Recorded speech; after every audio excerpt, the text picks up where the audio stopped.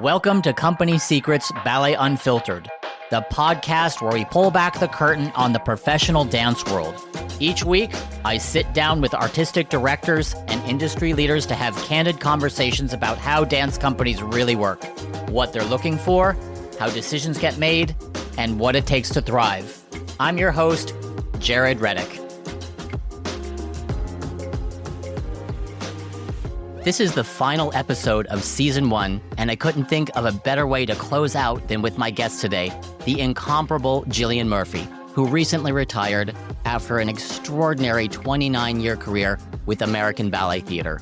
Gillian's artistry, range, and intelligence have made her one of the defining ballerinas of her generation, from Odette O'Deal in Swan Lake to new creations by Alexi Ratmansky, Chris Wheeldon, and Yorma Ello. Originally from South Carolina and a proud alum of the University of North Carolina School of the Arts, Gillian joined ABT at just 17, rose quickly through the ranks, and spent nearly 3 decades captivating audiences around the world. Recognized with the Princess Grace Award, a BA from St. Mary's, and an honorary doctorate from UNCSA, she now channels her experience into teaching, mentoring, and leadership as the artistic associate at American Repertory Ballet.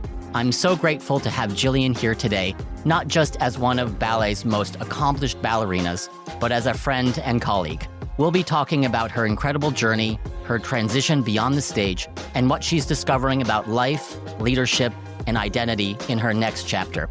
Welcome, Gillian. Thank you, Jared. Thank you so much for inviting me. I'm so happy to have you here. You've had one of the most extraordinary careers in ballet.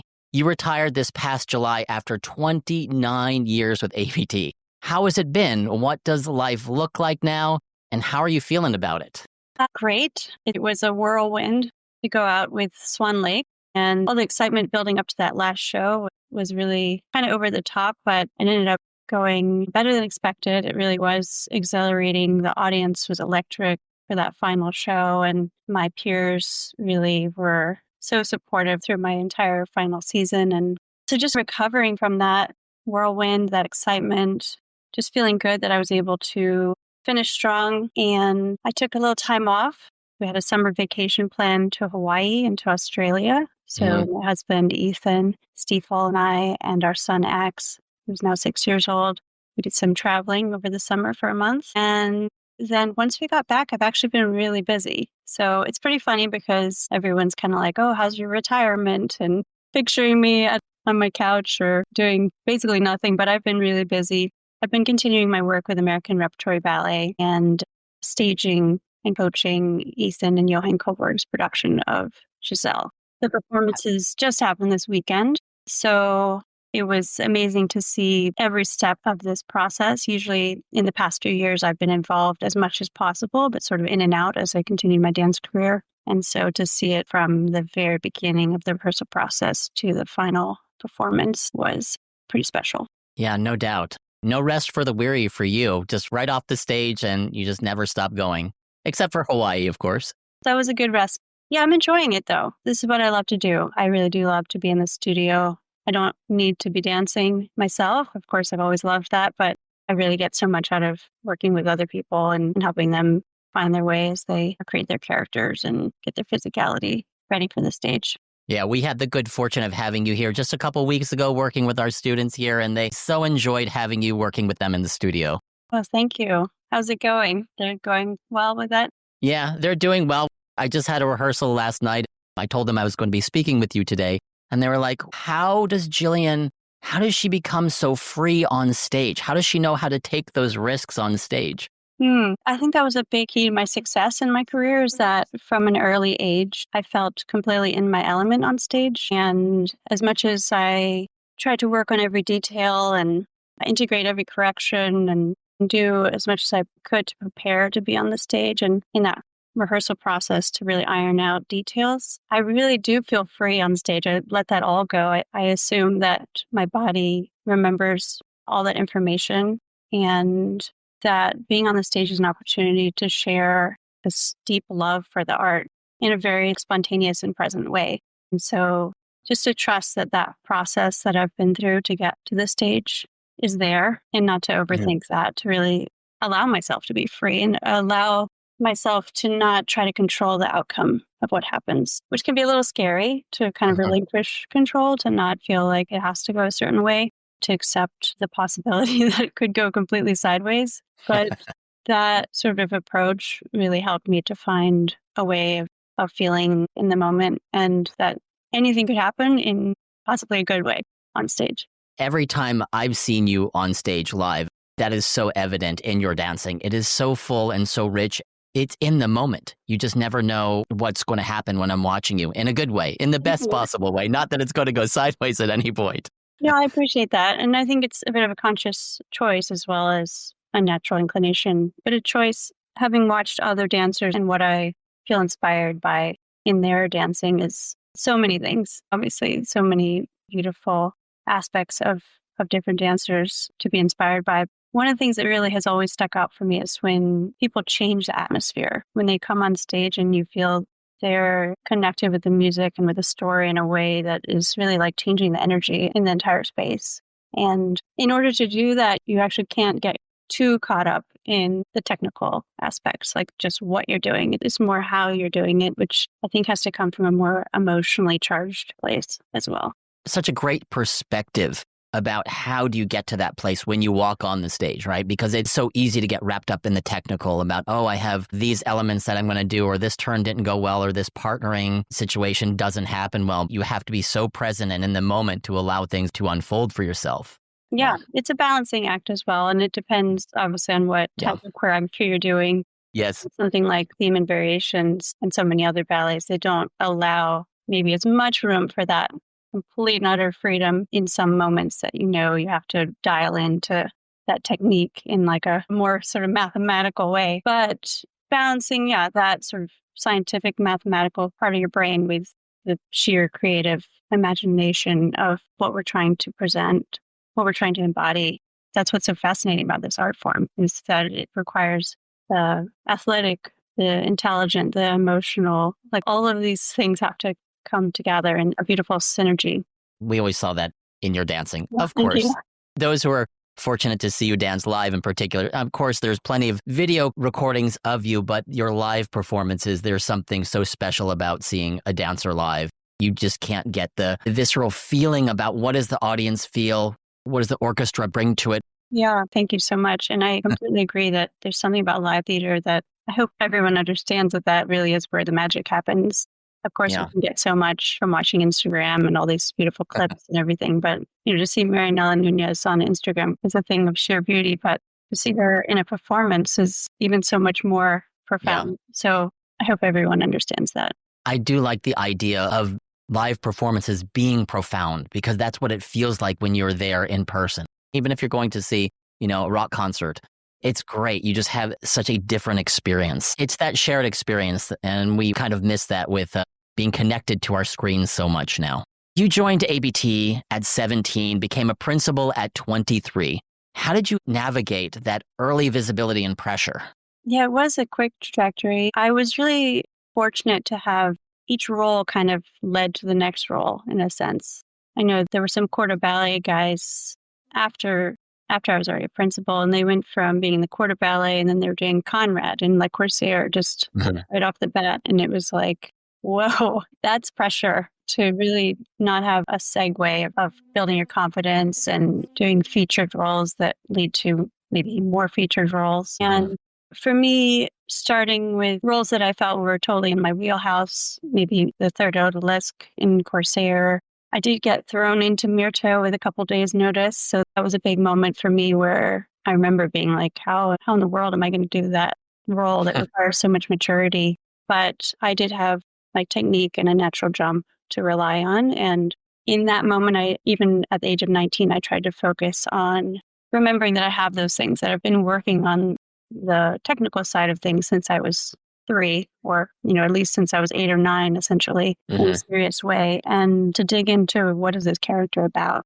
And I think I did that from an early point in my career that really helped. I think my director had confidence in me that I was going to show up to the stage with a point of view. I think that led to my first full-length leading role was Kitri, and shortly thereafter was Odette Odile. And then once I was promoted to principal, I'd actually already done a lot of principal roles before that point in time. And even in being promoted to being principal and having done those roles, I felt like that was a new beginning. So I think that sense of always learning and always feeling like I had a lot more to learn really set me up in the early point of my career to not be overwhelmed by pressure in a way that I knew this was a process. I'm going to do everything I can in this moment. And let's hope that that gets better over time with hard work and with the fact that I also was aware that the more you grow as a person, the more you'll have to bring to the stage. I feel like one of the keys to my success was that I really did have a sense of perspective from an early age about the fact that it's a process. I think that's such an important perspective. This whole thing, it's been reiterated by all the directors and everyone I've had on the show this season about how do you have perspective about your career and where you are in your path. You're talking about, it sounds to me that you had the good fortune of, as you said, you felt that Kevin was supporting you as you were thrown into these big roles.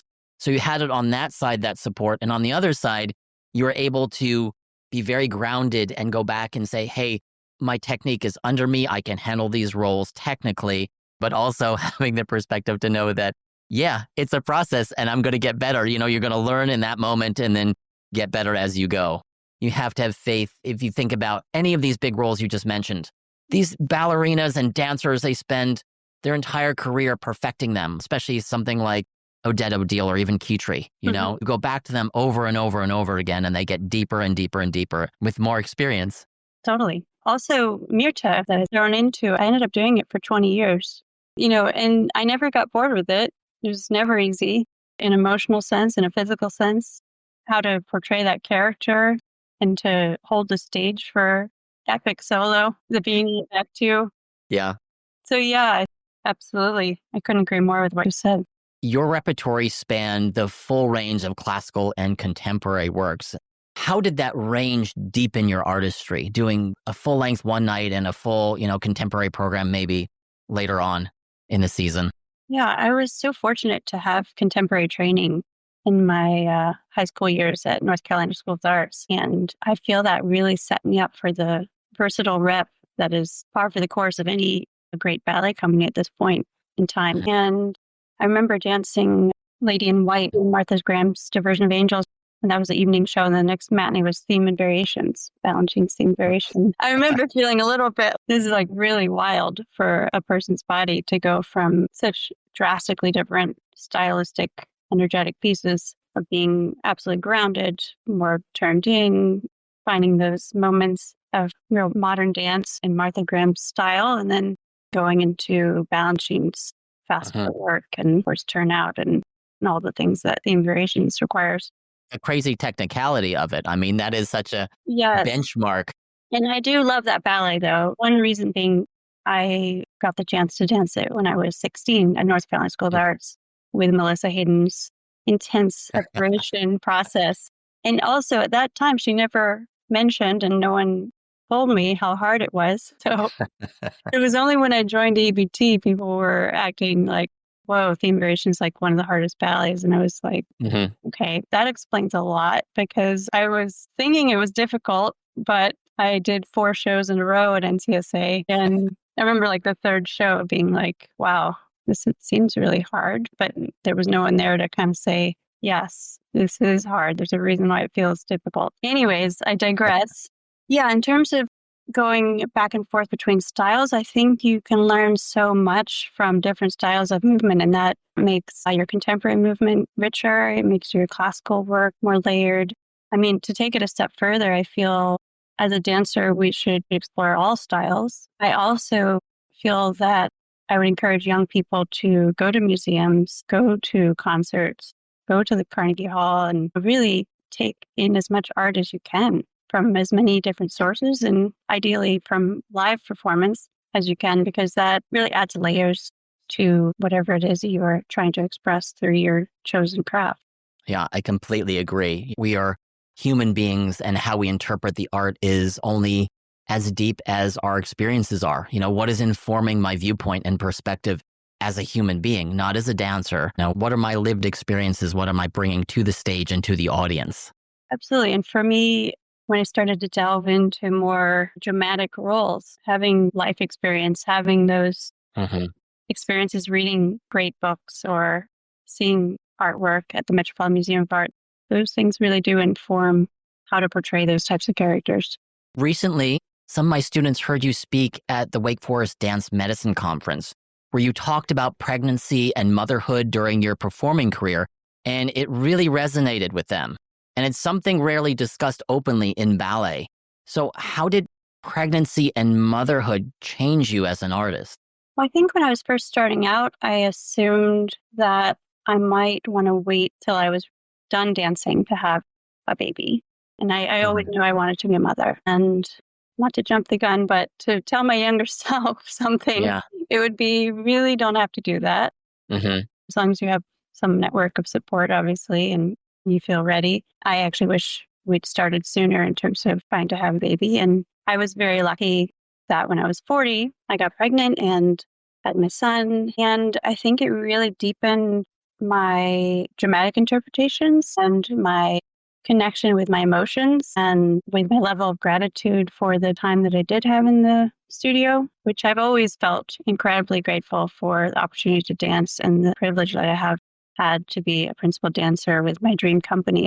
There's never been any doubt of that, but being a mother was a dream come true for me. And it also is entirely possible to be a mother and to be a ballerina, and for those to not only work together, but I think it actually added layers to artistic interpretations. I have two friends when I was still dancing at Boston Ballet. They both had children. And when they came back, their dancing was, they danced better than I'd ever seen them dance before. And, and maybe it's a stigma, or maybe it's just a concern or a worry that you'll be looked at differently, or you're not going to be able to perform at your best after you have a baby because of the changes with your body, of course. That's great perspective to give that advice to these younger dancers who might be thinking they should wait until they're older in their careers and put off having children, Yeah, perhaps. I think there's something to be said for perhaps in your 20s that you have the focus on Hmm. growing in your art. And especially if you're in a touring company, it's really Yeah. the easiest path logistically to Yeah. balance out being a mother and the dancer. And it also saving in the court of ballet and balancing those is, I think, another level of there's a whole difficulty in that. But it is possible. There have been so many great dancers in American Ballet Theatre and New York City Ballet all over the world who show how that is entirely possible. And as you've said, not only possible, but it might even lead to someone digging even deeper and bringing Mhm. even more to the time they have to dance, either in the studio or on stage. It is such a short career, and I know that there is such concern about wasting any time, but it's not that it would be wasting time, but taking time away from your perfection of your craft. You've had such a long and demanding career. How did you handle injury and burnout throughout? I was pretty fortunate in terms of injury. I'd say I was actually, aside from a few little muscle strains here and there, it really wasn't until I was in my early 30s that I started having more serious calf strains, an osteogonum removed, an extra bone removed from my left ankle area. I'd say burnout, I've been pretty good with that in the sense that I do try to take a day off at least each week Hmm. and try to pace myself when I can so that I don't get to that point of burnout. Right. I mean, some seasons are harder than others for sure. And ABT didn't do as many performances of Nutcracker as Boston Ballet. So maybe you could speak better to the burnout of that situation Yeah. or not.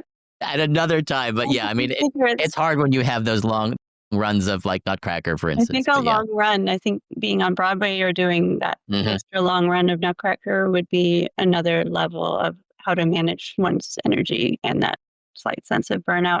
At ABT, it's like we're always on to the next thing. And as a Hmm. principal, you get one or two shows of each thing. And so for me, I didn't really grapple with too much of that. With injuries, finding the best physical therapist, massage therapist, Hmm. acupuncturist, just a village of people who I could trust when I felt my body was on the verge of an injury. So taking like a preventative approach to injury as well, that there's that moment where you feel like you're about to get injured because you're more than just sore. There's always like a daily aches and pains barometer. But when you know you're being pushed to the limit in a way that might be bordering on injury, making those appointments, if you have the time and of course the money to do that, is extremely helpful. At ABT, there is an excellent PT team. So that's always been a wonderful resource. But sometimes it really does help to have an extra hour set aside just for you to either do preventative care. In my case, I found with trial and error and some calf strains that my ankles would get a little jammed, my heels would get a little stuck. And so having someone I know that can fix that before I push too hard with my jumping was absolutely key in managing that particular thing that was always kind of coming up for a couple of years there. So yeah, just having a team of amazing physical therapists and massage therapists, and also cross training. Yeah. Became a thing that I was aware of as I got older, and that I had been doing gyrotonics once a week, which has always been extremely helpful to my body feeling balanced. But kind of stepping up to cross training a little bit is also helpful in terms of managing and avoiding future injury. It sounds like you've had a great self-care routine for yourself, and that is so good to hear. It is so challenging as dancers to take care of yourself. You just kind of keep throwing yourself into the studio and into the ballets. And so prioritizing yourself, your physical and mental well-being, it sounded like such a priority for you, which was kind of something I was going to get to. You know, we grew up in a very different time regarding the whole idea of body image, of wellness and mental health. Have you experienced a shift in the profession regarding those topics? Absolutely. I mean, in terms of how we take care of our bodies, that has shifted dramatically in the past 29, 30 years. The level of information that we have in terms of physical therapy, in terms of nutrition, and how we can better take care of our bodies, how important it is to take care of our minds, our mental and emotional health, has been something that really was not talked about when I was growing up. And over the course of my career, I feel like there have been more and more conversations surrounding that. There are a lot more resources. People are not only aware that that's critical, taking the initiative to set up those resources as readily available as possible for all dancers. I've seen that shift as well. It's a very welcome shift that's happening in our industry. Not quickly enough, of course. Some of those issues, you could say, are resource dependent, but I think awareness is at least an important first step. And I think the awareness has risen dramatically, especially over the last 10 or 20 years. Body image is always such an issue, wellness and mental health. Really, the mental health issue has become put more front and center, especially the last 5 years. I think COVID put a fine point on that, all the things that happened around COVID and everyone being disconnected. It's good to see that shift in the profession, and we hope it continues, or I hope it continues in the future, that organizations continue to prioritize it, not just by lip service, but by deed and by resource. I think we're moving in the right direction. I think it's changing more and more. I also, as a parent, see how parenting styles have shifted so dramatically in the past 30 years. When I was growing up, I think it was absolutely normal that we were just going to do as we were told. Like, there's no, like, how do you feel about this? Right. Things like that. Just in terms of how we've all been raised versus how kids coming up now are being raised is so dramatically different. And I think that's helping this next generation feel at ease to voice what they're feeling, what they're thinking, that also feel that they have the agency as professional dancers to have those conversations. I think the next step is actually making sure directors and rehearsal directors who might be from a different generation are as open to it as they say they are. Exactly. I know that the directors that I've spoken to, they all have been very adamant about having an open door policy, especially around, hey, if something's happening that you need to let us know about, let us help you through whatever that issue is, versus everyone keeping it to themselves and trying to just struggle through it. It is good to hear from all these directors who have come on the show to talk about that. I'm encouraged because that was not my experience for sure. Yeah, and it's wonderful to hear.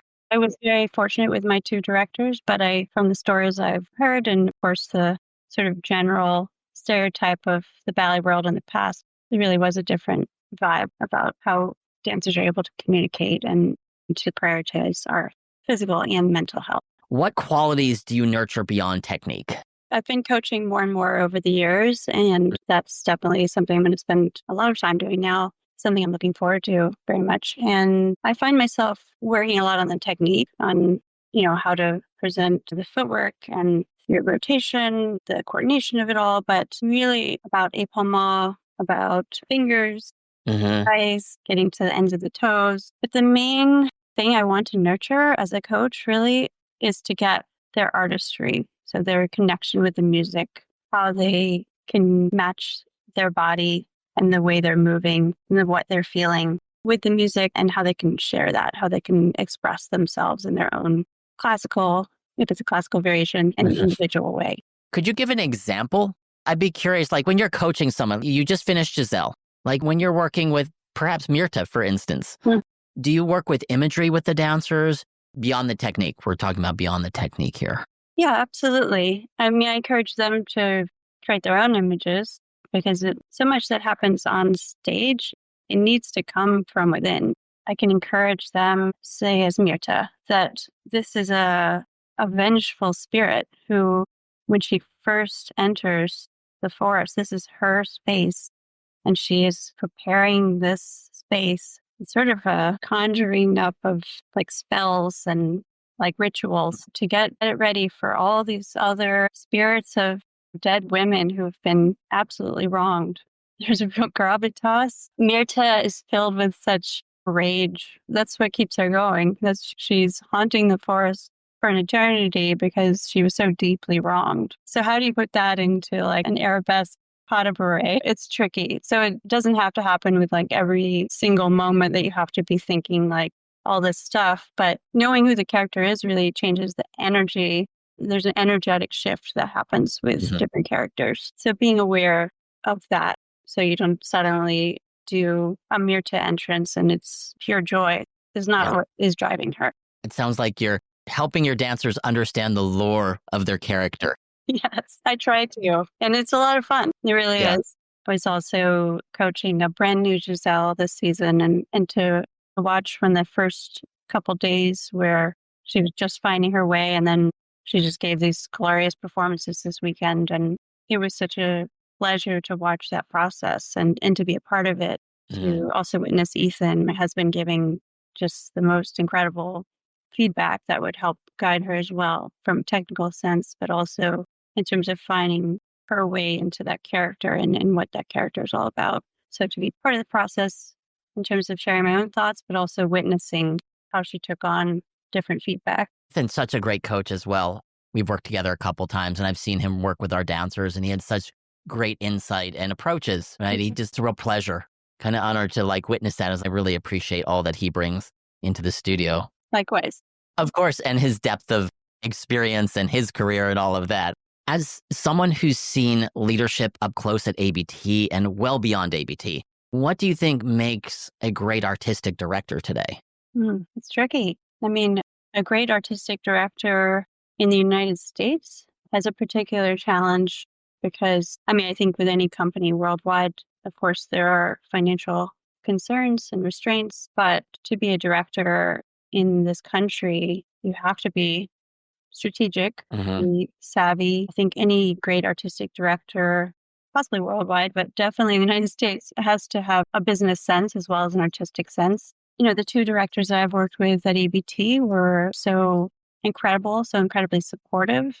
I certainly felt that support as a principal dancer, but also really encouraged an atmosphere where people support each other rather than, I think in some companies, there's more of a competitive energy where it's not as friendly or welcoming or supportive, perhaps. I haven't personally experienced that, although I did guest at the Mariinsky.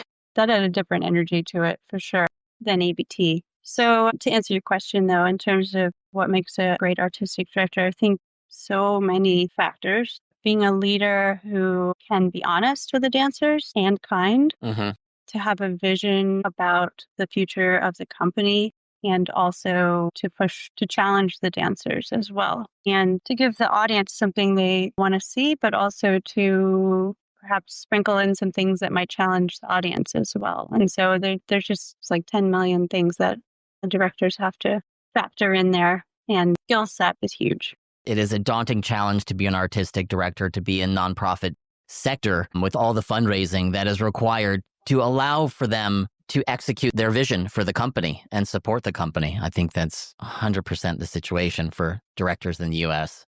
Yeah, it's wild. After 29 years performing, how did you know it was time? Once the pandemic started, I was spending all day, every day with my 8-month-old and watching him learn he was crawling at that point. I'd just gotten back on the stage with Giselle, but he was learning how to walk and talk, all those things. So I was able to see every single moment of those initial things that he was learning as like a 1-year-old. It was so great. And meanwhile, I thought to myself, professionally, I think I'm past 40 and I've had an amazing run. I have zero regrets about my career. So I think it might be time to wrap things up, And it's really okay. Like, I feel really good about my career, and that this is the time. I guess I've just been sitting around, crawling around with my son basically for months, but not doing anything beyond a few bars in my kitchen during the pandemic. So I thought it was probably time. And I had a conversation with Kevin McKenzie to let him know that I was thinking about it and it might very well be time to wrap things up. And he said, I appreciate that you might be feeling that way right at this moment, but why don't you give it some time?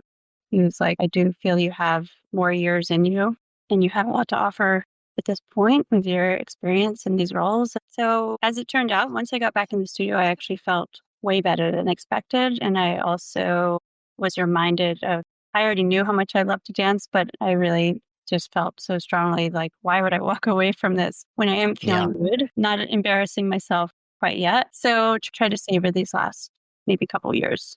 So I had that conversation with Susan when she became the director that it was on my mind and I wanted to retire feeling strong, feeling good.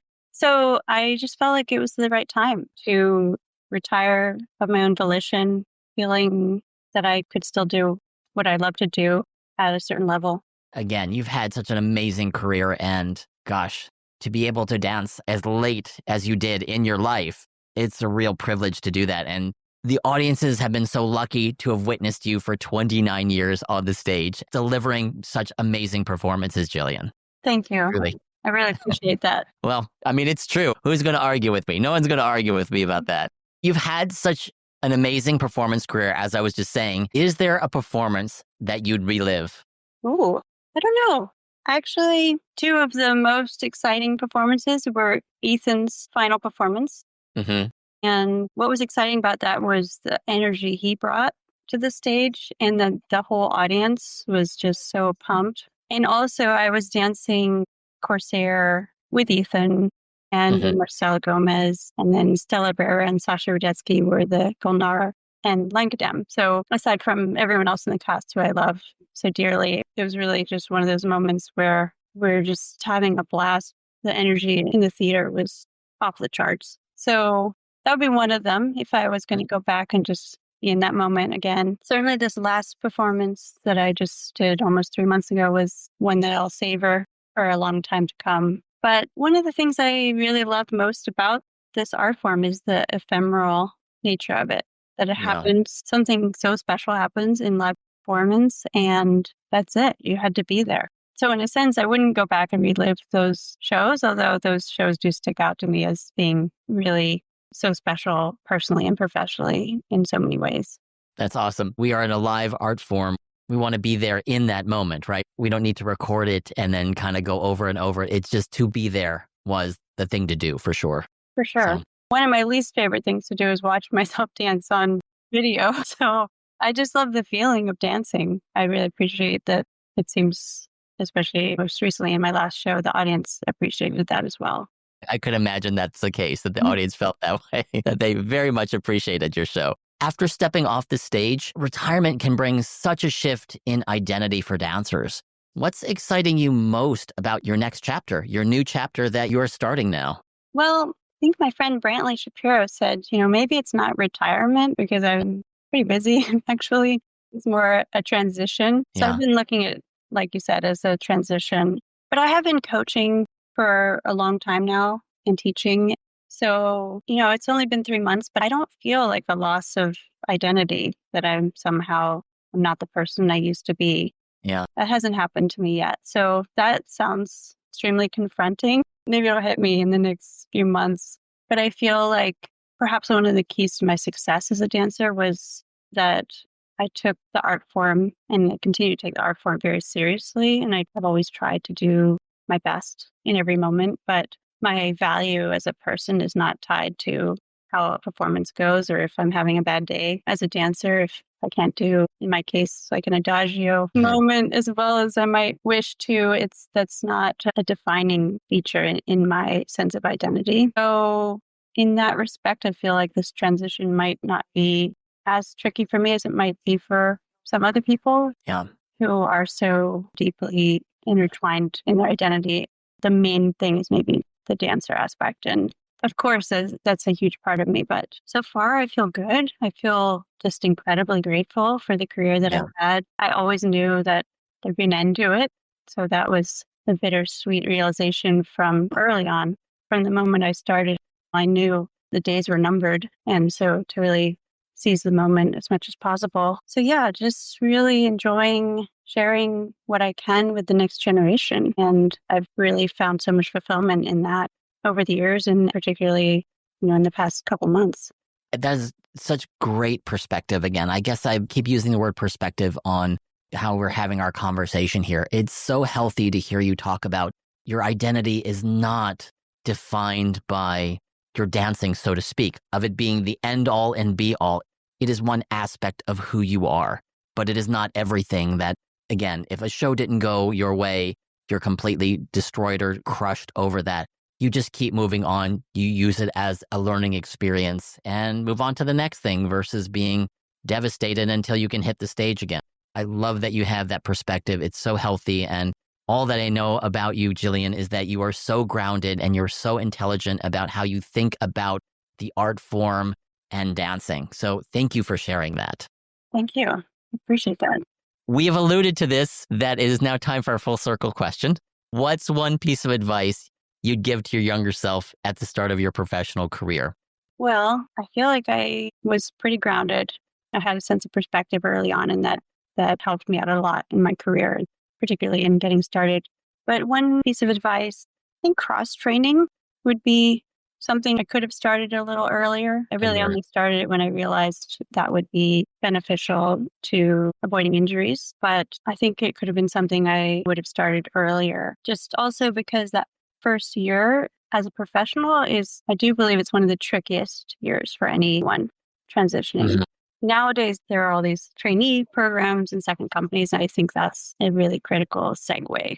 For me, I joined directly from school into the corps de ballet, and so I didn't have that moment to transition into the professional environment. Like it was a very quick transition there. But I think for me in that first year as a professional, because I didn't get to do the corps de ballet roles right away, as most dancers in the company, it takes a minute to get cast in those roles. So cross-training would have been a really helpful thing, as I was busy learning a lot of material, but not dancing nearly as much as when I was in school and doing, Western Symphony and Concerto Barocco and every other ballet that we did constantly. So there's that moment of transition that I think I was pretty good about keeping a sense of perspective and taking some downtime for myself. But I think I could have also just worked in a little bit of extra cross-training as I wasn't actively dancing as much as I have been in school. That is great advice for young dancers as we know more about sports science that supports all of our physical endeavors that we do within ballet and the dance profession. Gillian, thank you so much for being here today. Thank you so much. If you liked our conversation here today, you can follow Company Secrets Podcast on all platforms and on our website, companysecretspodcast.com. Thank you for listening, because the stage is only part of the story.